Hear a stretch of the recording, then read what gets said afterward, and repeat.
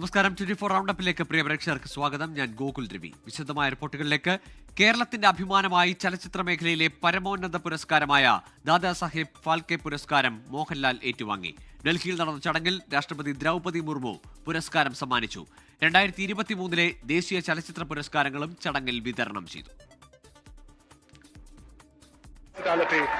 Artistry that have profoundly shaped narrative cinema, inspired generations of artists, cemented his legacy as a cultural phenomena and a great master. മലയാളത്തിന് അഭിമാന നിമിഷം. രാജ്യത്തെ പരമോന്നത ചലച്ചിത്ര അംഗീകാരം Dadasaheb Phalke award രാഷ്ട്രപതിയിൽ നിന്ന് മോഹൻലാൽ ഏറ്റുവാങ്ങി. This moment is not mine alone. It belongs to the entire Malayalam cinema fraternity. I see this award as a collective tribute to our industry, legacy, creativity and resilience.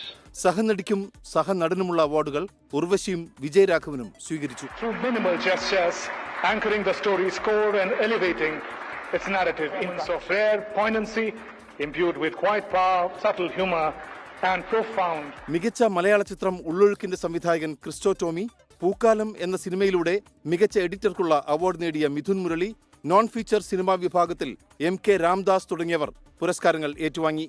Animal സിനിമയുടെ re റെക്കോർഡിംഗിന് MR രാജകൃഷ്ണനും പ്രത്യേക പരാമർശത്തിനുള്ള പുരസ്കാരം ഏറ്റുവാങ്ങി.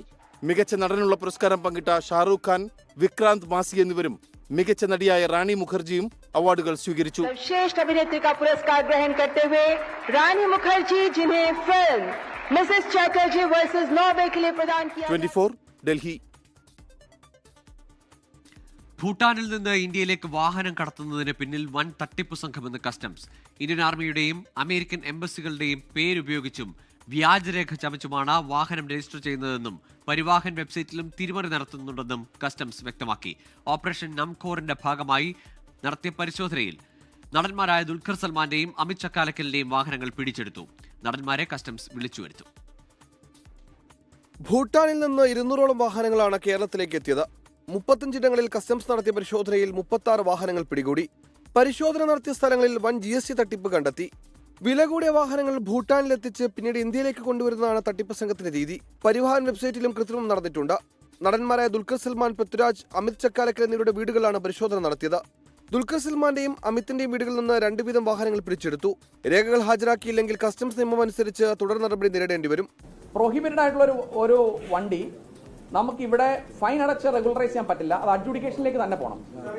Customs അഡ്ജുഡിക്കേഷനിലേക്ക് തന്നെ പോകണം. Shop cos കൊടുത്ത് adjudicate ചെയ്യാൻ തന്നെ വേണം. കോയമ്പത്തൂർ കേന്ദ്രീകരിച്ച് പ്രവർത്തിക്കുന്ന തട്ടിപ്പ് സംഘം ദേശവിരുദ്ധ പ്രവർത്തനങ്ങൾ നടത്തിയിട്ടുണ്ടോ എന്നും അന്വേഷിക്കും. ഈ നമ്മൾ ഐഡന്റിഫൈ ചെയ്ത ഒരു സംഘം കേരളത്തിൽ നിന്നുള്ളതല്ല, കോയമ്പത്തൂർ ബേസ്ഡ് ആണ്. കോയമ്പത്തൂർ ബേസ്ഡ് ആയിട്ടുള്ള ഒരു സംഘമാണ്. അവര് പൈസ ഒന്നുകിൽ അയച്ചു കൊടുക്കുകയോ കയ്യിൽ കൊണ്ടുപോവുകയോ ചെയ്ത് ഭൂട്ടാനിൽ പോയി അവർ കൊണ്ടുവന്നിട്ടുണ്ട്. മേലുദ്യോഗസ്ഥന്റെ നിർദ്ദേശം വന്നതിന് പിന്നാലെ വാർത്താ സമ്മേളനം കസ്റ്റംസ് കമ്മീഷണർ പാതി വഴിയിൽ നിർത്തി. കോഴിക്കോടും മലപ്പുറത്തും യൂസ്ഡ് കാർ ഷോറൂമുകളിലും വ്യവസായികളുടെ വീടുകളിലും നടത്തിയ പരിശോധനയിൽ 11 വാഹനങ്ങൾ പിടിച്ചെടുത്തു. പിടിച്ചെടുത്ത വാഹനങ്ങൾ കരിപ്പൂർ വിമാനത്താവളത്തിൽ കസ്റ്റംസിന്റെ എയർ കാർഗോ കോംപ്ലക്സിലേക്ക് മാറ്റി തുടങ്ങി. വിവിധ ബ്യൂറോകൾക്കൊപ്പം 24 കൊച്ചി. ഇടതുമുന്നണിയുമായി അടുക്കുന്നുവെന്ന സൂചന നൽകി NSS general secretary G. Sukumaran Nair. Sabarimala വിഷയത്തിൽ സർക്കാരിനൊപ്പമെന്ന് വ്യക്തമാക്കിയ സുകുമാരൻ നായർ ആചാരങ്ങൾ സംരക്ഷിക്കുമെന്ന് മുഖ്യമന്ത്രിക്ക് വേണ്ടി ദേവസ്വം മന്ത്രി ഉറപ്പു നൽകിയിട്ടുണ്ടെന്നും വ്യക്തമാക്കി. ഹിന്ദു വോട്ടുകൾ വേണ്ടെന്ന നിലപാടാണ് കോൺഗ്രസിനെന്നും ദി ന്യൂ ഇന്ത്യൻ എക്സ്പ്രസിന് നൽകിയ അഭിമുഖത്തിൽ NSS ജനറൽ സെക്രട്ടറി പറഞ്ഞു. ആഗോള അയ്യപ്പ സംഗമത്തിന് പ്രതിനിധിയെ അയച്ചാണ് NSS പിന്തുണ നൽകിയത്. ഇതിന് പിന്നാലെയാണ് ജനറൽ സെക്രട്ടറിയുടെ പ്രതികരണം. LDF സർക്കാർ ആചാരം സംരക്ഷിക്കാൻ നടപടിയെടുക്കുകയാണ്. ശബരിമലയിലെ ആചാരം സംരക്ഷിക്കുക എന്നതാണ് പ്രധാന ലക്ഷ്യം. സ്ത്രീ പ്രവേശന വിധിക്കെതിരെ NSS നാമജപ ഘോഷയാത്ര നടത്തി. കോൺഗ്രസും BJPയും അന്ന് വിട്ടുനിന്നു. വിശ്വാസികൾ കൂട്ടത്തോടെ വന്നപ്പോഴാണ് അവരും വന്നത്. LDF സർക്കാർ സ്ത്രീ പ്രവേശനം അനുവദിച്ചില്ല. BJP സർക്കാരും കോൺഗ്രസും ഒന്നും ചെയ്തില്ല. ശബരിമലയിലെ പ്രശ്നം പരിഹരിക്കുമെന്നും ആചാരങ്ങൾ സംരക്ഷിക്കുമെന്നും NSSന് സർക്കാർ ഉറപ്പു നൽകിയിട്ടുണ്ട്. അയ്യപ്പ സംഗമം പശ്ചാത്താപം തീർത്തതല്ല, തെറ്റുതിരുത്തുമ്പോൾ അങ്ങനെ കാണരുതെന്നും സുകുമാരൻ നായർ പറഞ്ഞു. BJPയും കോൺഗ്രസും സംഗമം ബഹിഷ്കരിച്ചത് വോട്ട് ബാങ്ക് രാഷ്ട്രീയത്തിന്റെ ഭാഗമായാണ്. കോൺഗ്രസിന് ഹിന്ദു വോട്ടുകൾ വേണ്ടെന്നും ന്യൂനപക്ഷ വോട്ടുകൾ മാത്രമേ ആവശ്യമുള്ളൂവെന്നും സുകുമാരൻ നായർ വിമർശിച്ചു. 24 കോട്ടയം. മുഖ്യമന്ത്രി ഭക്തനെന്ന് ആവർത്തിച്ച് SNDP യോഗം ജനറൽ സെക്രട്ടറി വെള്ളാപ്പള്ളി നടേശൻ. പിണറായി ഭക്തനല്ല എന്ന് പറഞ്ഞാൽ വിശ്വസിക്കാൻ കഴിയില്ല. മുഖ്യമന്ത്രി തിരുവിതാംകൂർ ദേവസ്വം ബോർഡിനായി പലതും ചെയ്യുന്നു. ദേവസ്വം ബോർഡ് നൽകിയ അയ്യപ്പ വിഗ്രഹം മുഖ്യമന്ത്രി സന്തോഷത്തോടെ സ്വീകരിച്ചുവെന്നും വെള്ളാപ്പള്ളി നടേശൻ. ഞങ്ങളെല്ലാം പ്രസംഗിച്ചു കഴിഞ്ഞപ്പോൾ ഞങ്ങൾക്ക് തന്നതാരാണ്? സാക്ഷാൽ അയ്യപ്പനാണ് തന്നത്. പിണറായിയുടെ സ്വഭാവത്തിന് അറിയാമല്ലോ. ഇഷ്ടപ്പെടാതെ കൊടുത്തെങ്കിൽ പുള്ളി അങ്ങോട്ട് കൊടുത്തതെന്ന് പറഞ്ഞ സ്വഭാവക്കാരനാണ്. ആ അയ്യപ്പനെ കണ്ട് കൈ നീട്ടി സ്വീകരിച്ച് നെഞ്ചോട് ചേർത്ത് കൊണ്ടുപോവുകയാണ് ചെയ്തത്. അപ്പം അയ്യപ്പനോട് ഭക്തിയോ വിഭക്തിയോ എന്ന് നിങ്ങൾ കണക്കാക്കി വെച്ചാൽ മതി.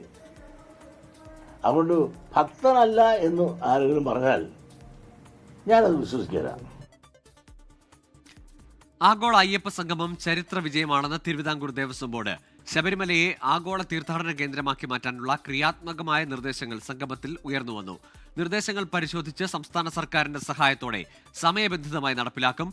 ശബരിമല ഉയർത്തിപ്പിടിക്കുന്ന മതമൈത്രിയുടെയും സാഹോദര്യത്തിന്റെയും ഉദാത്ത മാതൃകയായിരുന്നു ആഗോള അയ്യപ്പ സംഗമമെന്നും ദേവസ്വം ബോർഡ് യോഗം വിലയിരുത്തി.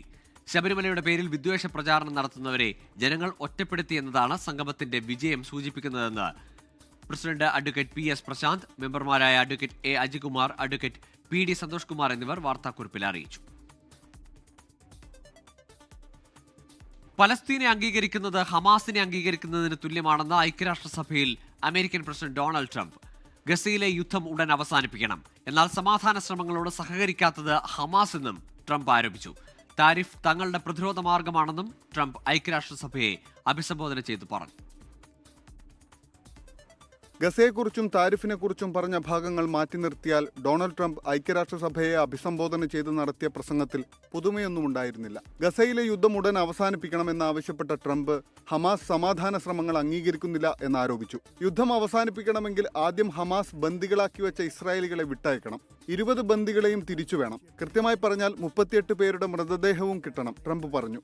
പലസ്തീനെ സ്വതന്ത്ര രാജ്യമായി പ്രഖ്യാപിക്കുന്നതിലൂടെ യൂറോപ്യൻ രാജ്യങ്ങൾ ഹമാസിനെ അംഗീകരിക്കുകയാണെന്നും ട്രംപ് കുറ്റപ്പെടുത്തി. യുക്രൈനെതിരായ യുദ്ധത്തിൽ റഷ്യയ്ക്ക് പണം നൽകുന്നത് ഇന്ത്യയും ചൈനയുമാണെന്ന വിമർശനവും ട്രംപ് ഉന്നയിച്ചു. ഇന്ത്യ പാക് സംഘർഷമടക്കം 7 യുദ്ധങ്ങൾ താൻ ഇടപെട്ട് അവസാനിപ്പിച്ചുവെന്ന അവകാശവാദം ആവർത്തിക്കുകയും ചെയ്തു. താരിഫിനെ തങ്ങൾ പ്രതിരോധമായി ഉപയോഗിക്കുകയാണ് എന്നാണ് ട്രംപ് പറഞ്ഞത്. കാലാവസ്ഥാ വ്യതിയാനവും ഊർജ്ജ സംരക്ഷണവും കാർബൺ ഫുട് പ്രിന്റും ഉൾപ്പെടെയുള്ള എല്ലാ പാരിസ്ഥിതിക വിഷയങ്ങളും തട്ടിപ്പാണെന്ന സ്ഥിരം വാദം ട്രംപ് ആവർത്തിച്ചു. ലോകത്തെ നിർമ്മിച്ചത് തങ്ങളാണ്, അമേരിക്കയില്ലാതെ വരുംകാലം ആർക്കും ലോകത്ത് പിടിച്ചു നിൽക്കാൻ സാധിക്കില്ലെന്നും പറഞ്ഞാണ് ട്രംപ് പ്രസംഗം അവസാനിപ്പിച്ചത്. International desk 24. ഇപ്പോൾ വരുന്നൊരു വാർത്തയിലേക്ക്. കളമശ്ശേരിയിൽ മുസ്ലിം ലീഗ് ഓഫീസിൽ നടന്ന യോഗത്തിൽ പ്രവർത്തകർ തമ്മിൽ ഉന്തും തള്ളും. ജില്ലയിലെ ലീഗിലെ ഭിന്നതയാണ് ബഹളത്തിന്റെ കാരണം. അഹമ്മദ് കബീർ വിഭാഗമാണ് യോഗത്തിൽ എതിർപ്പുയർത്തിയത്.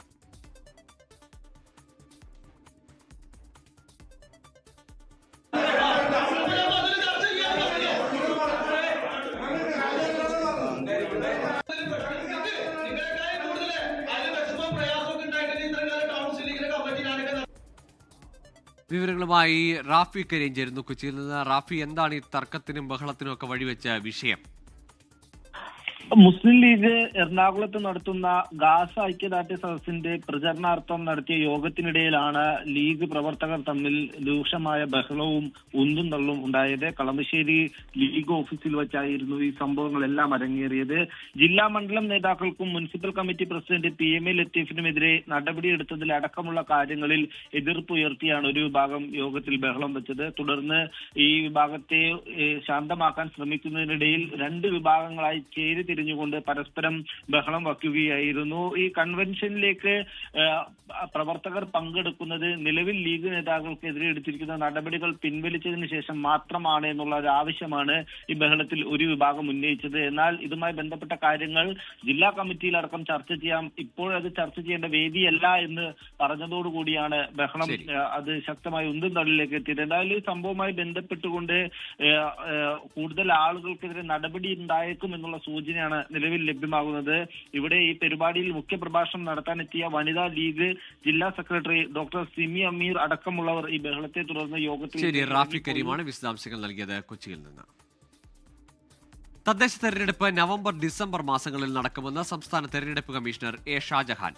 തെരഞ്ഞെടുപ്പ് കഴിയുന്നതുവരെ സമഗ്ര വോട്ടർ പട്ടിക പരിഷ്കരണം നീട്ടിവെക്കാൻ ആവശ്യപ്പെട്ടതായും കമ്മീഷണർ അറിയിച്ചു. ആവശ്യത്തിൽ കേന്ദ്ര തെരഞ്ഞെടുപ്പ് കമ്മീഷൻ ഉചിതമായ തീരുമാനം കൈക്കൊള്ളുമെന്ന് മുഖ്യ തെരഞ്ഞെടുപ്പ് ഓഫീസർ രത്തൻ യു ഖേൽക്കർ പ്രതികരിച്ചു. സംസ്ഥാനത്തെ തദ്ദേശ സ്ഥാപനങ്ങളിൽ ഡിസംബറിൽ പുതിയ ഭരണസമിതിയെ അധികാരത്തിലെത്തുന്ന തരത്തിലുള്ള തയ്യാറെടുപ്പുകളാണ് സംസ്ഥാന തെരഞ്ഞെടുപ്പ് കമ്മീഷൻ നടത്തുന്നത്. തീയതി പിന്നീട് പ്രഖ്യാപിക്കും. തദ്ദേശ സ്ഥാപനങ്ങളിലേക്കുള്ള ഇലക്ഷൻ നടക്കുന്നത് നവംബർ ഡിസംബർ മാസങ്ങളിലാണ്.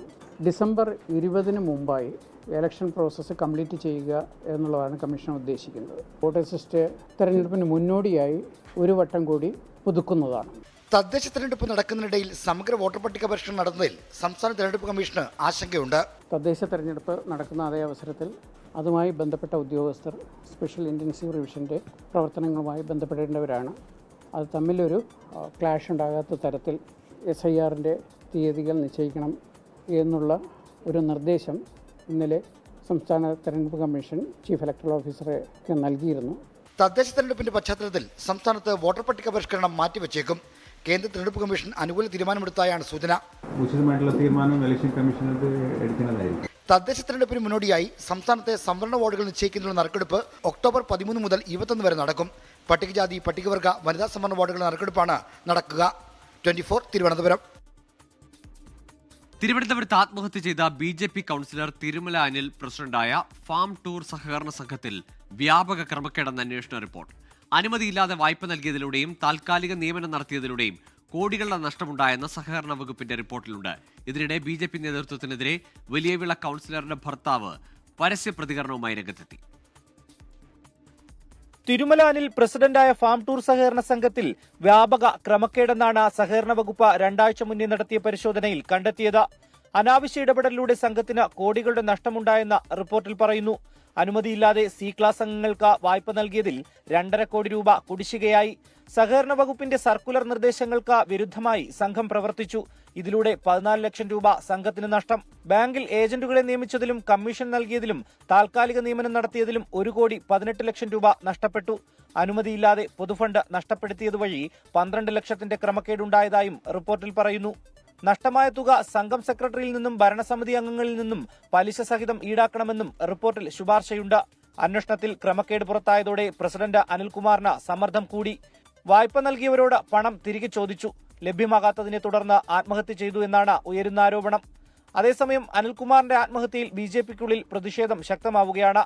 BJP വലിയവിള കൗൺസിലറുടെ ഭർത്താവ് സുനിൽകുമാർ നേതൃത്വത്തിനെതിരെ ഫേസ്ബുക്കിലൂടെ രൂക്ഷ വിമർശനം ഉന്നയിച്ചു. വായ്പയെടുത്ത് തിരിച്ചടയ്ക്കാതെ ഭൗതിക ശരീരത്തിന് മുന്നിൽ നിന്ന് കരയാൻ ഉളുപ്പില്ലാത്തവരുണ്ടെന്നാണ് പോസ്റ്റ്. കാശിനു വേണ്ടി മനുഷ്യനെ മരണത്തിലേക്ക് തള്ളിവിട്ടവരെ തിരിച്ചറിയണമെന്നും FP പോസ്റ്റിലുണ്ട്. റിനു ശ്രീധർ, 24 തിരുവനന്തപുരം. 24 big breaking. കൊല്ലം കണ്ണനല്ലൂരിൽ പോലീസ് അനധികൃത കസ്റ്റഡിയിൽ വെച്ച വയോധികനായ മുൻ പഞ്ചായത്ത് പ്രസിഡന്റ് വെന്റിലേറ്ററിൽ. നിരണം പഞ്ചായത്ത് മുൻ പ്രസിഡന്റ് KP പുന്നൂസിനെയാണ് കണ്ണനല്ലൂർ സ്റ്റേഷനിൽ കുഴഞ്ഞു വീണതിന് പിന്നാലെ അതീവ ഗുരുതരാവസ്ഥയിൽ ആശുപത്രിയിൽ പ്രവേശിപ്പിച്ചത്. ചെക്ക് കേസിൽ ശനിയാഴ്ച കസ്റ്റഡിയിലെടുത്ത KP പുന്നൂസിനെ 24 മണിക്കൂർ കഴിഞ്ഞിട്ടും മജിസ്ട്രേറ്റിന് മുന്നിൽ ഹാജരാക്കിയിരുന്നില്ല. ബിലീവേഴ്സ് ചർച്ച് സഭാധ്യക്ഷനായിരുന്ന KP യോഹന്നാന്റെ സഹോദരനാണ് KP പുന്നൂസ്. ശനിയാഴ്ച ഉച്ചയ്ക്ക് 12:30യോടെയാണ് കോട്ടയത്തെ ആനന്ദ ഹോട്ടലിൽ നിന്ന് KP പൊന്നൂസിനെ കണ്ണനല്ലൂർ പോലീസ് കസ്റ്റഡിയിലെടുത്തത്. പിന്നാലെ പരാതിക്കാരന് 10 ലക്ഷം രൂപ നൽകിയാൽ ജാമ്യം നൽകാമെന്ന് പോലീസ് ഉദ്യോഗസ്ഥൻ പറഞ്ഞതായി KP പൊന്നൂസിന്റെ സുഹൃത്തായ അഭിഭാഷകൻ 24നോട് പറഞ്ഞു. പോകുന്ന വഴിയിൽ കൂടെയുള്ള ഒരു പോലീസുകാരൻ ജ്യോതിഷ് ദാസാണ് തോന്നി പേര് പറഞ്ഞത്. ഒരു 10 ലക്ഷം രൂപ കടിയാക്കാൻ പറ്റുവാണെങ്കിൽ പുള്ളിയെ വിടാമെന്ന് പറഞ്ഞു. ഏതായാലും ശേഷവും വിളിച്ചിരുന്നു. ആരെങ്കിലും ബന്ധുക്കൾ വരുമോ, എന്താ ചെയ്യുന്ന ഇവിടെ വരെ വരാൻ പറയുമോ എന്നൊക്കെ ചോദിച്ചു. കസ്റ്റഡിയിലെടുത്ത KP പൊന്നൂസിനെ 24 മണിക്കൂർ കഴിഞ്ഞിട്ടും കോടതിയിൽ ഹാജരാക്കിയില്ല. ഞായറാഴ്ച വൈകിട്ടോടെ പോലീസ് സ്റ്റേഷനിൽ കൊഴിഞ്ഞു വീണ KP പൊന്നൂസിനെ ഒടുവിൽ കൊട്ടിയം ഹോളിക്രോസ് ആശുപത്രിയിൽ പ്രവേശിപ്പിച്ചു. അതീവ ഗുരുതരാവസ്ഥയിലായ KP പൊന്നൂസ് നിലവിൽ വെന്റിലേറ്ററിലാണ്. സംഭവത്തെക്കുറിച്ച് പ്രതികരിക്കാനില്ലെന്നും KP പൊന്നൂസ് ആശുപത്രിയിലാണെന്നും കണ്ണനല്ലൂർ SHO. അതേസമയം KP പൊന്നൂസിനെ അന്യായമായി പോലീസ് കസ്റ്റഡിയിലെടുത്തെന്ന് കാട്ടി കൊട്ടാരക്കര JFMC കോടതിയിൽ നൽകിയ ഹർജി നാളെ കോടതി പരിഗണിക്കും. ആന്റിസിപ്പേറ്ററി ബെയിൽ നിലനിൽക്കെയാണ് ഈ ക്രൂരമായ സംഗതി നടന്നിരിക്കുന്നത്. ഇദ്ദേഹത്തിൻ്റെ സ്ഥിതി വളരെ ഗുരുതരമാണ്. കോടതി കൂടുതൽ വിശദമായ വാദത്തിലേക്കായിട്ട് ഈ കേസ് നാളത്തേക്ക് മാറ്റിവെക്കുകയും ചെയ്തിരിക്കുകയാണ്. വളരെ ഗുരുതരമായ ഒരു വിഷയമാണ്. ചെക്ക് കേസിൽ KP പൊന്നൂസിന്റെ മുൻകൂർ ജാമ്യാപേക്ഷ കോടതി പരിഗണിക്കാനിരിക്കെയായിരുന്നു പോലീസ് കസ്റ്റഡിയിലെടുത്തത്. അരുൺ രാജ്, 24 കൊല്ലം. നൃത്താധ്യാപകൻ തിരുവനന്തപുരം വെള്ളായണി സ്വദേശി മഹേഷിന്റെ മരണത്തിൽ വഴിത്തിരിവ്. മഹേഷ് ചികിത്സയിൽ കഴിയവേ ശ്രീരാമകൃഷ്ണ മിഷൻ ആശുപത്രിയിലെ ജീവനക്കാർ ക്രൂരമായി മർദ്ദിച്ചെന്ന് കുടുംബം ആരോപിച്ചു. മഹേഷിന്റെ ശരീരത്തിൽ മുറിവുകളും ചതവുകളും ഉണ്ടെന്നാണ് പോസ്റ്റ്മോർട്ടം റിപ്പോർട്ട്. ആരോപണം ശ്രീരാമകൃഷ്ണ മിഷൻ ആശുപത്രി അധികൃതർ തള്ളി. 24 ബിഗ് ബ്രേക്ക്. കഴിഞ്ഞ മാസം 12-നായിരുന്നു തിരുവനന്തപുരം ശ്രീരാമകൃഷ്ണ മിഷൻ ആശുപത്രിയിൽ വെച്ച് നൃത്ത അധ്യാപകനായ മഹേഷിന്റെ മരണം. ഹൃദയാഘാതത്തെ തുടർന്നാണ് മരണമെന്നായിരുന്നു ബന്ധുക്കളോട് പറഞ്ഞത്. എന്നാൽ പോസ്റ്റ്മോർട്ടം റിപ്പോർട്ട് വന്നതോടെ കാര്യങ്ങൾ മാറി. മരണം ശ്വാസകോശത്തിൽ രക്തം നിറഞ്ഞതിനെ തുടർന്നാണ്.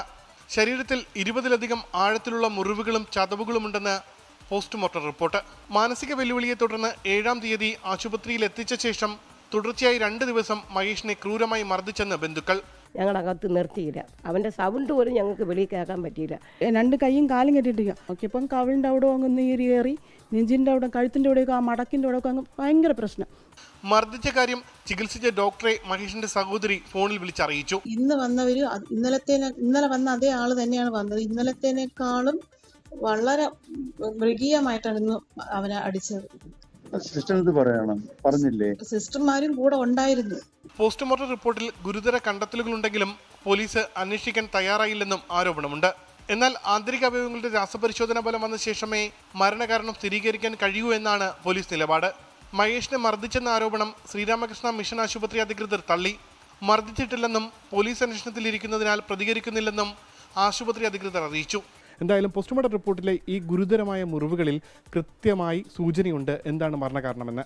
അന്വേഷണം നടക്കട്ടെ. ക്യാമറാമാൻ രഞ്ജിത്ത് ഫ്രാൻസിസിനൊപ്പം ഉമേഷ് ബാലകൃഷ്ണൻ, 24 തിരുവനന്തപുരം. സംസ്ഥാനത്ത് അമീബിക് മസ്തിഷ്ക ജ്വരം പടരുന്ന സാഹചര്യത്തിൽ നിർദ്ദേശങ്ങളുമായി ആരോഗ്യവകുപ്പ്. മലിനമായ കുളങ്ങൾ, തടാകങ്ങൾ, ഒഴുക്കു കുറഞ്ഞ തോടുകൾ തുടങ്ങിയിടങ്ങളിൽ മുങ്ങിക്കുളിക്കരുത്. നീന്തൽ പരിശീലന കേന്ദ്രങ്ങൾ, വാട്ടർ തീം പാർക്കുകൾ എന്നിവിടങ്ങളിൽ ക്ലോറിനേഷൻ നടത്തണം. നിർദ്ദേശങ്ങൾ ലംഘിക്കുന്നവർക്കെതിരെ പൊതുജനാരോഗ്യ നിയമപ്രകാരം കേസെടുക്കുമെന്നും ആരോഗ്യവകുപ്പിന്റെ മുന്നറിയിപ്പ്. അമീബിക് മസ്തിഷ്ക ജ്വര കേസുകൾ വ്യാപകമാകുന്ന പശ്ചാത്തലത്തിലാണ് കർശന നിർദ്ദേശം. മലിനമായ കുളങ്ങൾ, തടാകങ്ങൾ, ഒഴുക്ക് കുറഞ്ഞ തോടുകൾ തുടങ്ങിയ ജലാശയങ്ങളിൽ മുങ്ങിക്കുളിക്കരുത്. നീന്തൽ പരിശീലന കേന്ദ്രങ്ങൾ, വാട്ടർ തീം പാർക്കുകൾ എന്നിവിടങ്ങളിലെ ജലാശയങ്ങളിൽ ക്ലോറിനേഷൻ നടത്തണം. ജലത്തിലെ ക്ലോറിന്റെ അളവ് പരിശോധിച്ച രജിസ്റ്ററിൽ നടത്തിപ്പുകാർ രേഖപ്പെടുത്തണം. ബന്ധപ്പെട്ട പഞ്ചായത്ത് സെക്രട്ടറിയോ ആരോഗ്യ വിഭാഗം ഉദ്യോഗസ്ഥരോ ആവശ്യപ്പെട്ടാൽ രേഖകൾ ഹാജരാക്കണം. കുടിവെള്ളത്തിനുപയോഗിക്കുന്ന ജലസംഭരണികളിലും ക്ലോറിനേഷൻ നടത്തണം. ജലസ്രോതസ്സുകളിലേക്ക് ഒഴുകിയെത്തുന്ന എല്ലാത്തരം ദ്രവമാലിന്യ കുഴലുകളും ഒഴിവാക്കണം. ജലസ്രോതസ്സുകളിൽ ഖരമാലിന്യം നിക്ഷേപിക്കുന്നത് ഒഴിവാക്കണം. ഇത് പാലിക്കപ്പെടുന്നുണ്ടെന്ന് പബ്ലിക് ഹെൽത്ത് ഓഫീസർമാരും ചുമതലപ്പെടുത്തിയ ഉദ്യോഗസ്ഥരും ഉറപ്പുവരുത്തണം. നിർദ്ദേശങ്ങൾ ലംഘിക്കുന്നവർക്കെതിരെ പൊതുജനാരോഗ്യ നിയമപ്രകാരം കേസെടുക്കുമെന്നും മുന്നറിയിപ്പുണ്ട്. അതിനിടെ തൃശൂർ ചൂണ്ടലിൽ 3 കുളങ്ങളിൽ ജാഗ്രതാ നിർദ്ദേശം നൽകി. ആളുകൾക്ക് കുളത്തിലിറങ്ങുന്നതിനും വിലക്ക് ഏർപ്പെടുത്തി. 24 തിരുവനന്തപുരം. CPIM സംസ്ഥാന കമ്മിറ്റിയുടെ പുതിയ ഓഫീസ് AKG സെന്ററിന് വേണ്ടി വാങ്ങിയ ഭൂമി കേസിൽപ്പെട്ട ഭൂമിയെന്ന് പാർട്ടി അറിഞ്ഞിരുന്നുവെന്നതിന്റെ രേഖകൾ പുറത്ത്. ഭൂമി രജിസ്റ്റർ ചെയ്യുന്നതിന് 3 മാസം മുമ്പ് വിവരം CPIMന്റെ ശ്രദ്ധയിൽപ്പെടുത്തിയതിന്റെ തെളിവുകൾ പുറത്തുവന്നു. ഭൂമിയുടെ ഉടമസ്ഥാവകാശം ഉന്നയിച്ച് സുപ്രീം കോടതിയെ സമീപിച്ച VSSC ശാസ്ത്രജ്ഞ ഇന്ദു ഗോപൻ അന്നത്തെ പാർട്ടി സെക്രട്ടറിക്ക് അയച്ച കത്താണ് പുറത്തുവന്നത്. പുതിയ AKG സെന്ററിന് വേണ്ടി CPIM സംസ്ഥാന സെക്രട്ടറിയുടെ പേരിൽ ഭൂമി രജിസ്റ്റർ ചെയ്യുന്നത് 2020 സെപ്റ്റംബർ 25-ന്. വാങ്ങാൻ പോകുന്ന 32 സെന്റ് ഭൂമിയിൽ തർക്കമുണ്ടെന്ന് കാണിച്ച് VSSCയിലെ ശാസ്ത്രജ്ഞ ഇന്ദു ഗോപൻ അന്നത്തെ പാർട്ടി സെക്രട്ടറിക്ക് കത്തയക്കുന്നത് 2020 ജൂൺ 9-ന്. തങ്ങളുടെ കൈവശമുണ്ടായിരുന്ന ഭൂമി ക്രിമിനൽ പ്രവൃത്തിയിലൂടെ കൈവശപ്പെടുത്തിയവർ അതേ ഭൂമി പാർട്ടിക്ക് വിൽക്കാൻ ശ്രമിക്കുന്നുണ്ട്. ഭൂമിയുടെ ഉടമസ്ഥാവസ്ഥയെക്കുറിച്ച് ദീർഘമായ നിയമയുദ്ധം ഉണ്ടായേക്കാം. ഭൂമി വാങ്ങുന്നതിൽ നിന്ന് വിട്ടുനിൽക്കണം. ഇതായിരുന്നു കത്തിന്റെ ഉള്ളടക്കം. ഈ മുന്നറിയിപ്പ് അവഗണിച്ചാണ് CPIM പുതിയ AKG സെന്ററിനായി ഭൂമി വാങ്ങിയതെന്ന് ഇതിൽ നിന്ന് വ്യക്തമാണ്. 14 പേരുടെ ഉടമസ്ഥയിലുള്ള 32 സെന്റ് ഭൂമി 6.4 കോടി രൂപയ്ക്ക് വാങ്ങിയെന്നാണ് അന്ന് പുറത്തുവന്ന വിവരം. ഭൂമി സംബന്ധിച്ച് ഹൈക്കോടതിയിൽ കേസുണ്ടായിരുന്നതായി കെട്ടിടം ഉദ്ഘാടനം ചെയ്ത ഘട്ടത്തിൽ പാർട്ടി നേതാക്കൾ പറയുകയും ചെയ്തിരുന്നു. തർക്കഭൂമിയാണെന്ന് CPIMന്റെ ശ്രദ്ധയിൽപ്പെടുത്തിയ ഇന്ദു ഗോപന്റെയും മുത്തച്ഛന്റെയും ഉടമസ്ഥയിലുണ്ടായിരുന്ന ഭൂമി ലേലത്തിലൂടെ ചിലർ കൈവശപ്പെടുത്തിയെന്നാണ് പരാതി. ഈ കേസിലാണ് സുപ്രീം കോടതി ഇപ്പോൾ CPIMന് നോട്ടീസ് അയച്ചിരിക്കുന്നത്. പഴയ AKG സെന്റർ നിർമ്മിക്കാൻ ഭൂമി കയ്യേറുന്ന ആരോപണങ്ങൾ ഉയർന്നിരുന്നു. ഇതിനിടെയാണ് പുതിയ ആസ്ഥാന മന്ദിരവും കേസിൽപ്പെട്ടിരിക്കുന്നത്. 24 തിരുവനന്തപുരം. ഇതോടെ 24 റൗണ്ട് പൂർണ്ണമാകുന്നു. നമസ്കാരം. ലോകത്തെവിടെയായാലും ഏത് സമയത്തും 24 വാർത്തകളും ഓഗ്മെന്റഡ് റിയാലിറ്റി പാക്കേജുകളും എക്സ്പ്ലെയിനറുകളും വിശദമായി കാണാൻ ഞങ്ങളുടെ യൂട്യൂബ് ചാനൽ നിങ്ങൾക്ക് സബ്സ്ക്രൈബ് ചെയ്യാം.